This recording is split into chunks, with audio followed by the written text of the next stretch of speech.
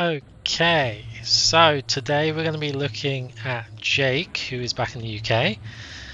He's at an indoor slope and he is attempting a frontside 180 on a little jump, followed by a 50-50 on a tube.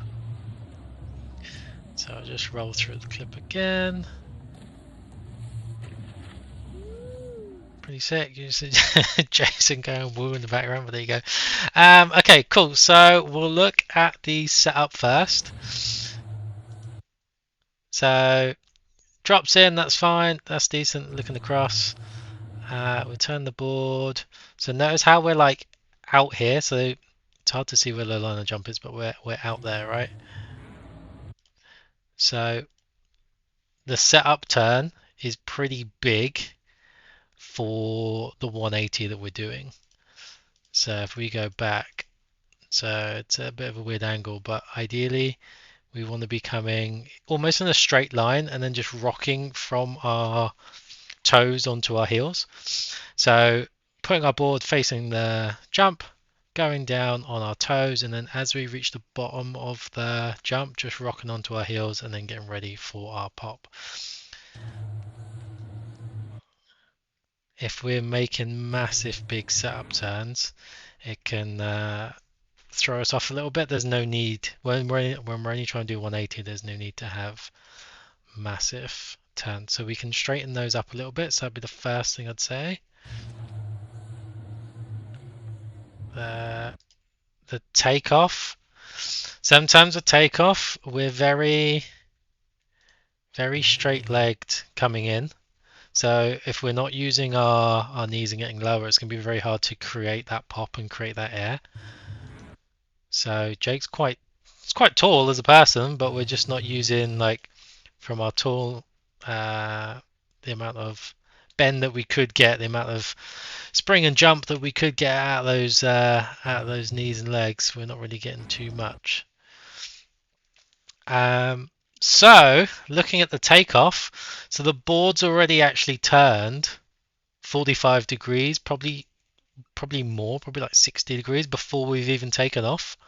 So before the board's even left the snow. So important thing is make sure we're holding that tension and keeping that core strength, keeping that board dead straight. So the board's pointing straight across the jump until we decide to take off.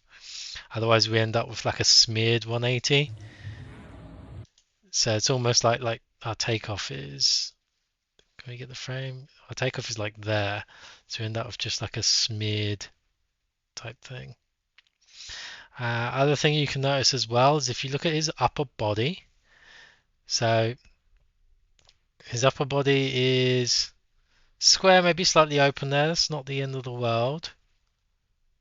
But then as we come in, his shoulders are now pointing miles open. And by the time he's done the jump, his shoulders are actually coming back the other way. You see that front hand come across? So what you've actually got is counter rotation going on. So instead of everything being in unison and turning 180, because his upper body's open so far, it's actually springing back, and that's sort of hindering and stopping the rotation. So almost like he's stuck. He can't get around because his upper body is like closing him off a little bit.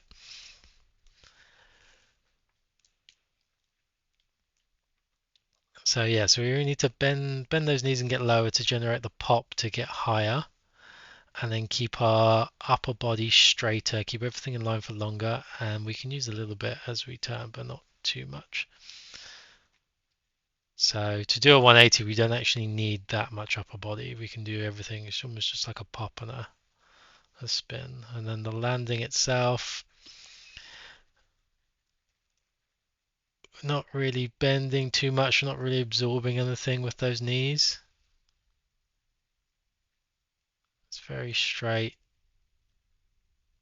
So it makes the landing a little bit tougher if we're not really using that suspension we have in our feet. So to remedy this and make it a little bit better, what I would personally do is practice some straight airs. We'll just run through the video a couple of times while I'm talking, but I'd practice some straight airs and really narrow down those turn initiations. So you almost sending the board dead straight over the jump. So no massive turns, just very small. Starting on our toes, going dead straight, and then just gently rocking onto our heels as we go at the bottom of the jump. Practice popping, so really get lower so that we can really use those knees to pop, get more height. That's going to help us. The higher we go, the longer in the air, the more time that we have to actually turn and get the board round. To stop this counter rotation as well, maybe do some pops and some straight jumps with our hands in line with the board. So from here, this front hand's going to be in front of the nose and this back hand's going to be in line with the tail, so that when we jump, that hand is more over the front and that hand's more at the back, and then we're holding everything straight until we get to here. The actual timing of the jump's pretty good, like that back foot being on top of the lip, so the timing's pretty good. We just need that board straighter and everything more in line. Do that, get some more height. That's going to help us be in a better position to rotate the board. I mean, if you can get the rotation from there, if your body counter rotating you the other way, I think if you start with everything straighter and trust it, you'll be able to use that lower body, turn those hips, point that belly button across the other side of the slope, and you will get that 180. If we can look up a little bit as well, we're looking very much at the floor. So eyes are looking down, still looking down. So we want to be looking more ahead of where we're going. But yeah, that's pretty decent. Like as an attempt, it's pretty good. There's some stuff we can work on. And then coming into the tube, let's have a look. So coming in straight, we can put that backhand back a little bit, but it's okay for now. Nice and balanced. Eyes are looking down. Ideally, you want your eyes looking towards the end of the tube or the exit. So eyes looking a little bit further down. So do that, and then I think our weight is slightly on the back foot. Yeah, weight slightly on the back foot, so we can get a little bit more weight on our front foot just to be a bit more balanced.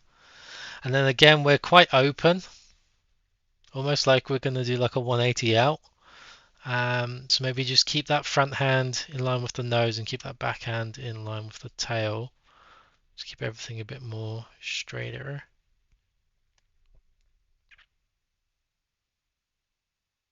Yeah, almost like getting ready to tail press off there. And I would say potentially ride off straight for like a second or so. I know at this slope you don't have a lot of room because like yeah, it's like the exit is just there. But if you can, try and ride off straight for a second or just a little bit longer. But yeah, other than that, it's looking good. So we've got some stuff to work on. Yeah, hopefully this has helped you out. And yeah, let me know how you get on and send me another video in a couple of days or next week, and we'll see if we've got there.